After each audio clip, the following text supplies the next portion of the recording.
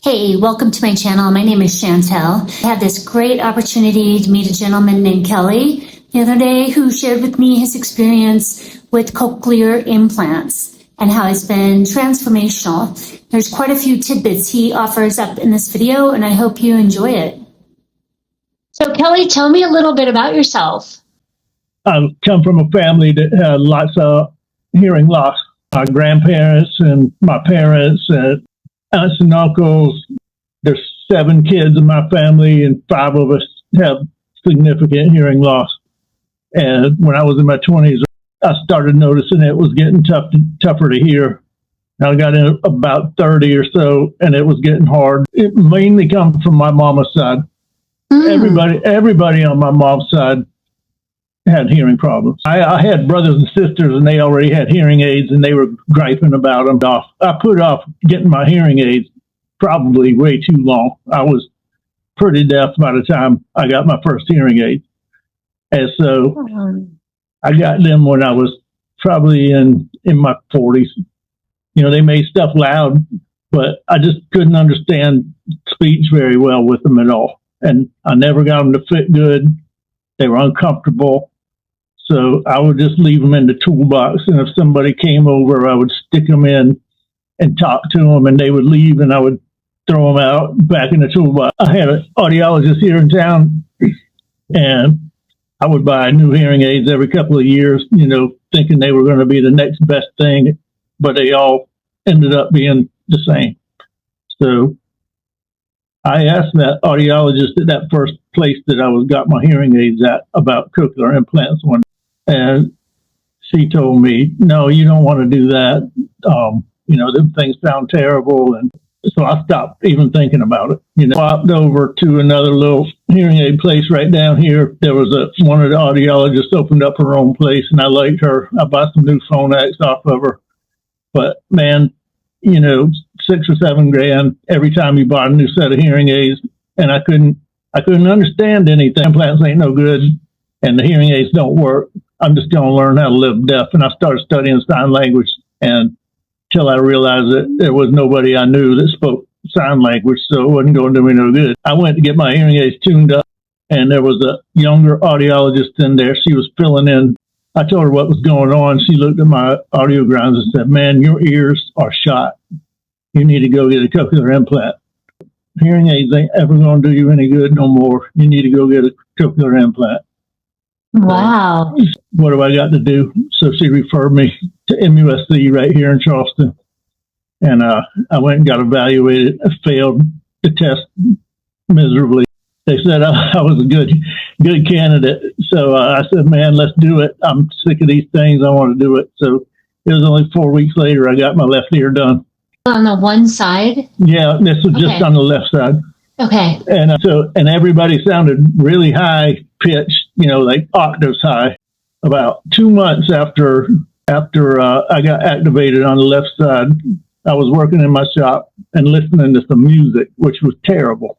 You know, it was awful. But right in the middle of a song, it sounded like somebody flipped the bass on, and I started hearing bass in my ear. And I was like, that's pretty cool. That was the first bass I heard. And my boy, he works with me. He came in the shop and asked me something, and his voice sounded almost just like it used to sound.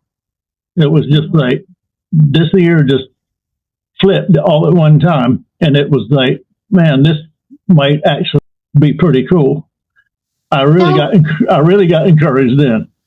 You know, it healed up, and I got it turned on, and my audiologist, she told me things might sound weird, and they did. They were, you know, everything was like octaves high, robotic, flat, no inflections on voices.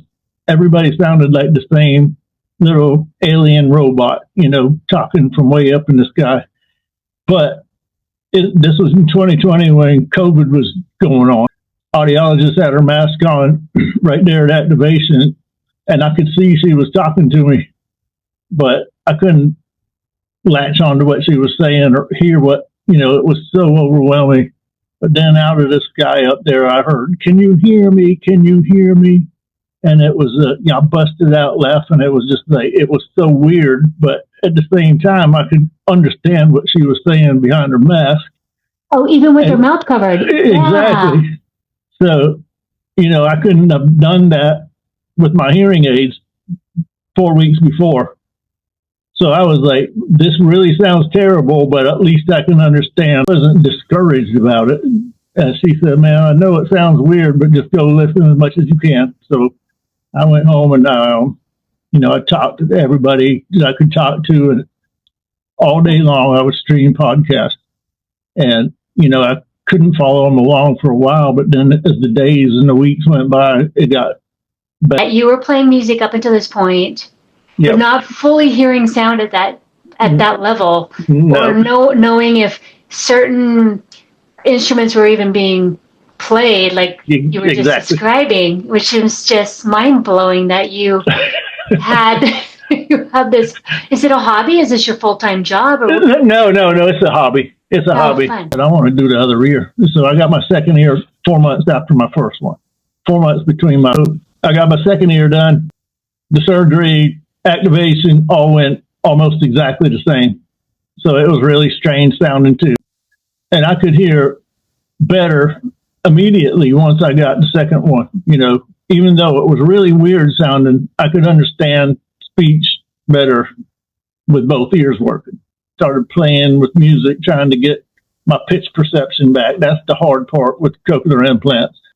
I got some open maps where they just let everything in. It doesn't have any noise suppression. I could hear the chickens clucking over in the woods. I hear the trucks out on the highway. I hear the dog barking down the road. And it was like everything sounded like it was out where it was supposed to be instead of coming from inside my head. Wow. And it was the coolest thing that ever happened with us. One of the coolest things that ever happened. So I just wandered around listening to stuff the rest of the day. I didn't even go back to work. How did your friends react to this big shift then? Because obviously it's got to change a lot of your interactions with people around you. Oh man, yes, no doubt. Before I got my implants, I got to the point where I couldn't play with a band anymore. I just finally got too deaf to be able to distinguish my guitar from the bass. I was playing like from memory and muscle memory and having fun with it, but it finally just got too hard to play. What is the daily routine? With a cochlear implant, do you unhook them at night or clean them, or how does that work? So it's magnetic. Oh. So this is like a hearing aid kind of processor. And it picks up the sound from the environment. And then this is the coil, and it's got a little magnet in it. And the piece in your head right there got a little magnet in it too. And then it got a wire that runs down. They drill through there and they stick a little wire down into your cochlea. And so this thing picks up sound.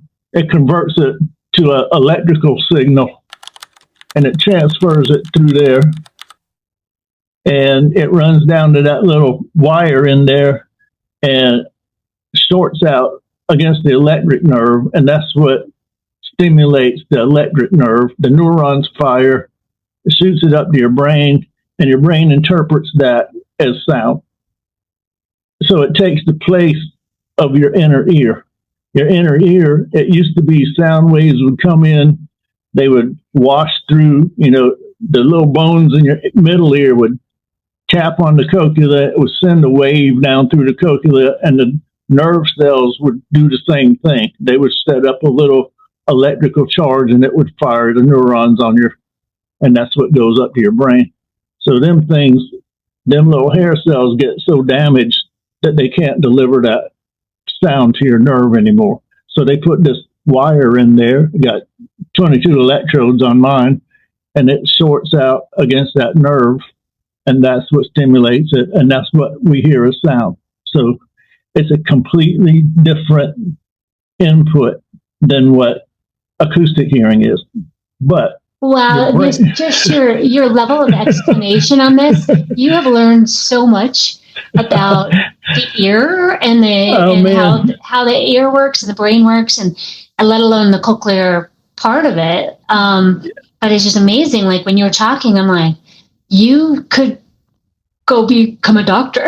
like it's a whole language of like insight about the inner workings of our brain or ear, that machine that's going to be helping induce that sound go through and activate like your ear would.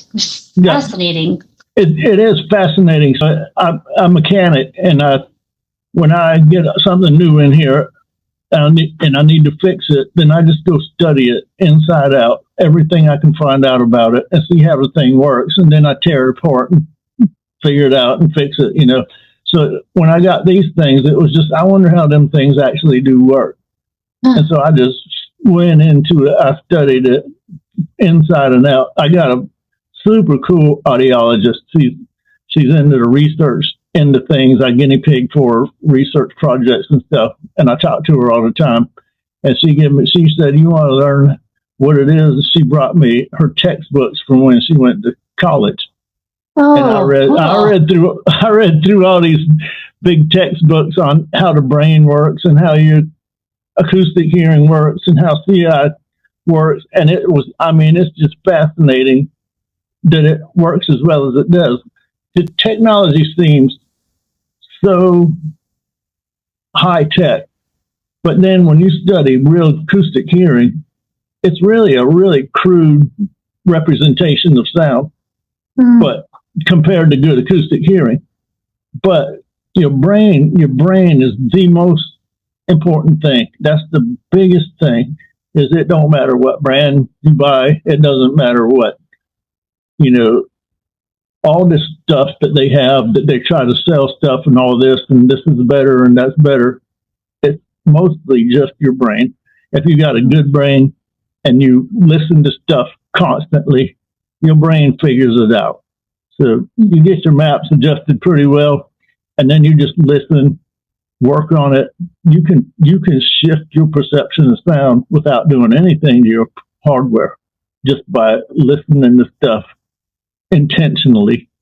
And so I would listen to speech intentionally and try to track it. Then I got into playing music again. Pitch.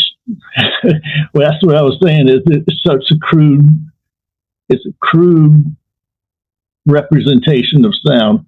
So, and it's displaced from where we used to hear pitch. So where I used to hear 100 hertz is where this is showing that I'm hearing 200 hertz. So it's like a 3-octave difference. Wow. And your brain somehow, when you're listening and you start working on pitch and listening to music, somehow it starts shifting around and saying, this ain't where it's supposed to be. It's supposed to be here.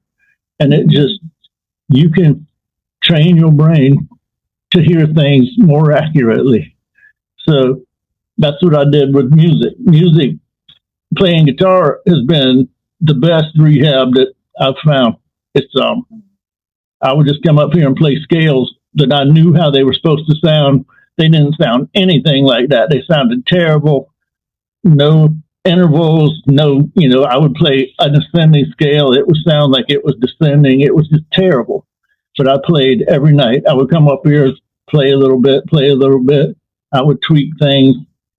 I got some tools that you got with your programming, and you can turn your back microphones off, and it focuses on what you want to hear in the front. So I can get in a noisy situation and turn my back to the noise or the TV and talk to who I want to talk to, and do pretty good. It's not like good acoustic hearing, but it's so much better than what my hearing aids were. So much better. So I started getting back into. Now I just back like the old times. If somebody says you want to come over and hang out, I go hang out. We have fun. Feel like you're back a part of everything. That's awesome. I was like, I couldn't go uptown and talk to the people at the parts store. I had to take a paper or use these little text things, talk into it, let them talk into it. All that's done. I can just go wherever I want to go. I couldn't talk on my telephone. I can talk on my telephone fine. I could not have done this thing right here. I could not have heard on this computer at all. When COVID came, that was the last nail in the coffin. Everybody was wearing masks, and I couldn't understand anything at all because I was just speech reading people. Looking at their lips and watching their face, and when they cover all this up, you can't hear anything. So that's what I used to say is I can't hear after dark because you can't see nobody. Yeah, I get that. Yeah.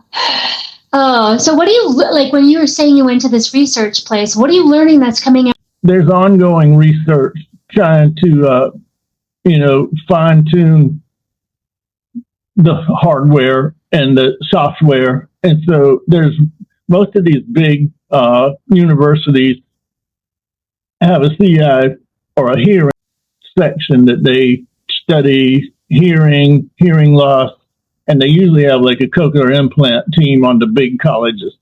So I know the University of Illinois has a big one, a binaural hearing lab, and they're just studying bilateral cochlear implants and trying to get them, the timing between them, the volume between them, come up with different speech strategies.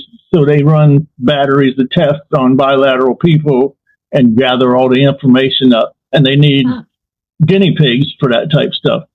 MUSC, where I'm at, they have the same thing. Kara's in the research, and she's my audiologist. So whenever she has something that they need a guinea pig for, she just calls me up and I go down there and volunteer.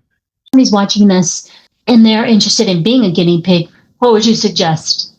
So they could ask their audiologist for sure. And if they have a decent audiologist that's in the loop, which is a small, CIs are a small world. So lots of people in all these research places all know each other because they do their research. They present at these conferences. They all get to know each other. They know what the other person's working on. If they have a candidate that would be a good guinea pig for some research, they'll tell them if you're interested in it. I've been to the University of Illinois, Urbana-Champaign. I think the last 4 years I've gone up there for a week.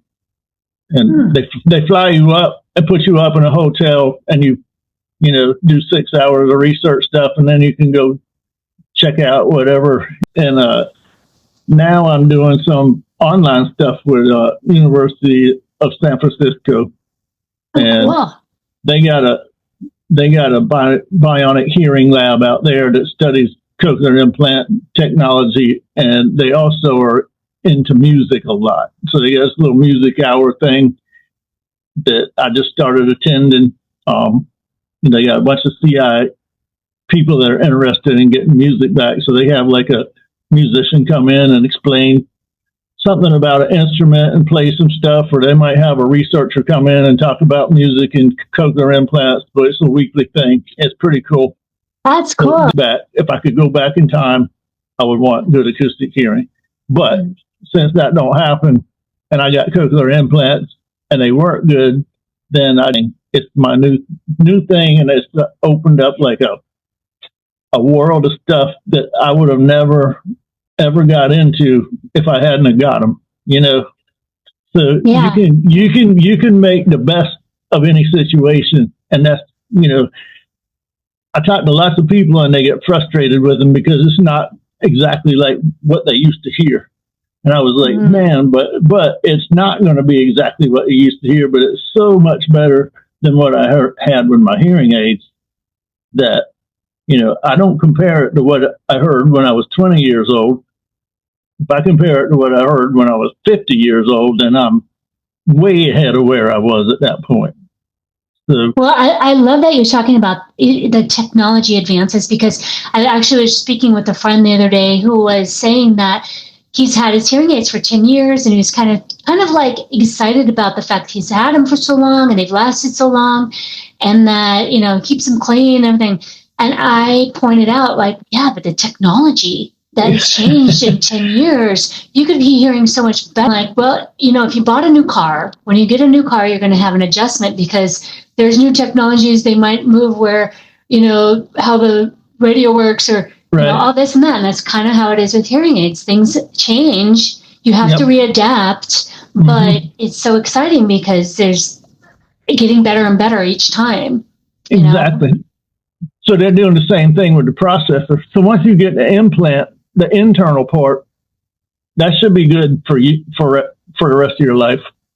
If nothing happens to it, you just leave it in there and it's fine. But they make the external processor, the part you see, is backwards compatible. So they upgrade the technology and they make it backwards compatible to the old implants that are in your head. So you can take advantage of the new technology that they got. Don't have to have surgery again. It's really a cool thing. It made such a big difference in my life and then I was kind of pissed off at my audiologist because, I asked her about it and she was like, no, them things ain't. And I was like, yeah, you were just protecting somebody who was buying $7,000 of hearing aids every 3 years. There is something to that, and I've talked about it in some of my other videos, that it's a deal breaker for me whether or not how my interaction is with my audiologist, because there are some that are just like car salesmen where they're there to meet a quota and sell a brand or something like that. There are some that are fantastic and completely there for your best interest. And so that's interesting that you put that together, but it is a disheartening thing to have that happen. I kind of put her down and moved to this other audiologist because of that. It was like a car salesman, they just wanted to buy new hearing aids. And I was like, man, they're not working. Well, you need to get this new one. But then I talked to that new, she was a younger audiologist. She was keeping up with the technology better. And she knew that cochlear implant technology had come, miles and miles from where it was even 10 years ago. So she was like, no, man, you just need to go get it. There that day when I went, because I might have not even checked on it again. Right. And been living deaf. I got them 5 years ago. So I've been back playing music with my buddies for 3 years. And if I hadn't have got them, I wouldn't have been able to play at all by now.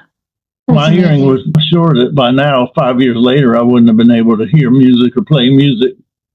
And I'm back playing music. So, yeah, it takes lots of work. Music, is the most complex thing that we hear. And you really, these things are such a rudimentary processing compared to good acoustic hearing that if you listen to a lot of the people out there, they're saying, well, you won't be able to hear music with them because they're not set up for that. They just set up to hear speech. But you just don't believe them people and work on it and get the right maps and just put yourself to working on it. And you can hear, I don't hear music exactly like I used to hear it, but I hear it a lot better than I did with my hearing aids for them last couple of years. So it's different. Awesome. But I'm still get a kick out of it, and it sounds good. I listen to it. It's life-changing technology. So, if you have any advice, Kelly, to give to anyone else who's considering cochlear implants or what you've learned in having them in 5 years, what would that be? I would say if you think that you're a candidate, then go get an evaluation by a good, reputable CI clinic. And if they say you're a good candidate, then jump on them as fast as you can. Because at that point, in my opinion, if you fail them tests like I did, then hearing aids they're never going to do you any good no more. And there's no need to put off getting started on your cochlear implant rehabilitation as fast as you can. The faster you get them and the faster you get on your rehabilitation, the quicker you can get back to living your life like you used to always know it. So the other thing is it's not an instant fix, and you got to go into it knowing that it's not an instant fix. It takes work and effort. Because you got to listen and really work at it and let your brain adapt to it and take advantage of your audiologist. get a good working relationship with your audiologist. You need to be able to describe what you're hearing to them in the best possible way that you can, because nobody knows what we hear except us as an individual. Your audiologist doesn't know, your surgeon doesn't know, the other person with a cochlear implant doesn't know, because we all process sound differently. And so you need to be get good at listening and saying, I like this about it, but I don't like this. What can you do to straighten that out? And they try something, be patient, listen to it for 3 months. If it's better, say, we're on the right track, but I want to do. And you get a good working relationship with them, and get your maps tweaked in for a year or so. Once they stabilize, then I would just get them checked every year, maybe, and see if, see what they say. Try to hear the best that you possibly can with the hardware that you got stuck in your head. Yeah. And be patient with yourself, because you're going through this whole rehab kind of with your brain. Yes. Yeah. Yep. Well, I'm so inspired. It would actually make me want to run out and get some. But I was the worst by far out of the kids. There's 7 kids. 2 of them don't wear hearing aids. The rest of us do. But I was by far the worst. And they would kind of poke fun at. We all support each other 100%, but they would poke fun at me because I was just so out of it. And then I got my hearing aid, and we were up at my brother's house, and there was a bunch of people over for a week. Had a death in the family, so everybody was coming in and talking, and I was translating for my brother and my sister because they couldn't hear what was going on. And I was like, you need to get your butt down there and get evaluated. You know what I mean? I think another person who's hard of hearing gets away with saying that to somebody else, like, listen, you can't hear. Go get tested. Have you ever heard the 60-60 rule? I don't know. So 60-60 rule is a rule that they came up with.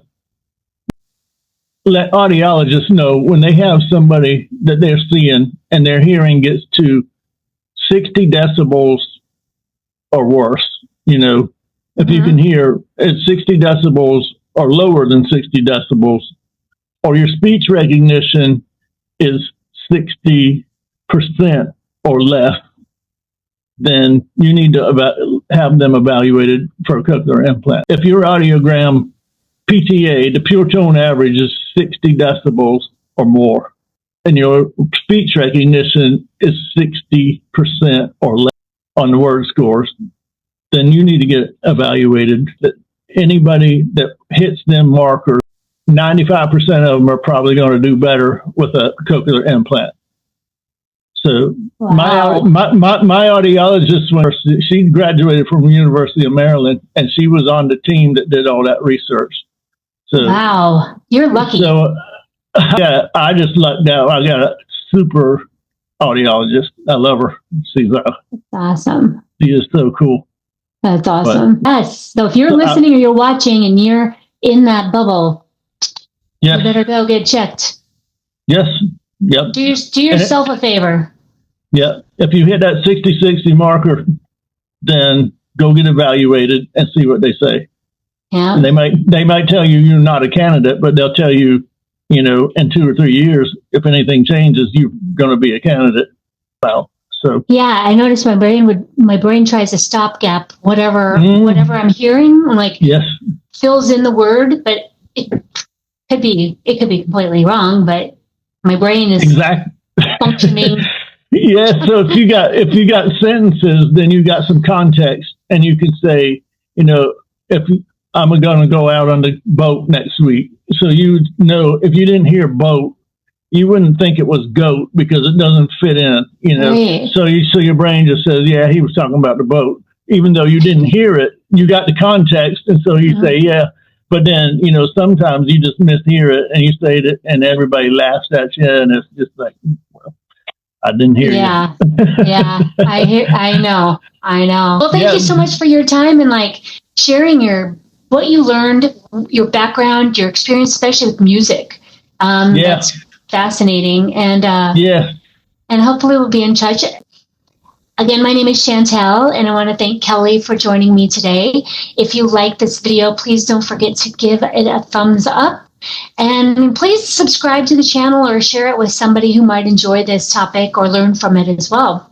I know I learned a whole lot from you today, Kelly, so thank you so much. And what type of music do you play? I play blues and outlaw country and some rock and roll. Nice. Nice. Yeah. Well, anyway, thank you so much. I appreciate it. And I wish you well. Yep. It was good meeting you. Likewise. Stay in touch. Thank All right. you. Bye. Bye.